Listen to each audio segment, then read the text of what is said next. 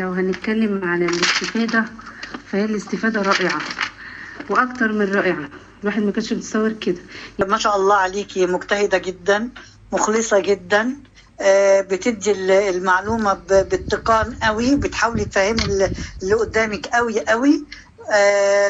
طبعا انا يعني اتغير فيا حاجات كتير الحمد لله، اولهم الرياضه وانا مستمريه عليها كل يوم ساعه.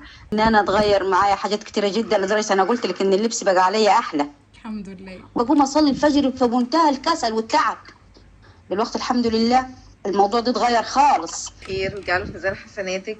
وانا عايزه اقول لك ان يعني حتى لو في ناس ما تعرفيهمش ومثلا ما تواصلوش معاكي او ما دخلوش دوره او اي حاجه، فهم اكيد بيستفيدوا منك، واكيد انت تاثيرك بيوصل لهم. يعني انا عايزه اقول لك ان هو كل عمل بيبتغى في وجه الله ربنا بيوصل التاثير حتى بعد يعني عمر طويل، يعني لحضرتك طبعا، يعني بعد كده هتلاقي التأثير وصل. في ناس معانا أول مرة تسمع الكلام ده ومع ذلك هي وصلت لنتيجة في 5-6 أيام، فأكيد نجحتي طبعا.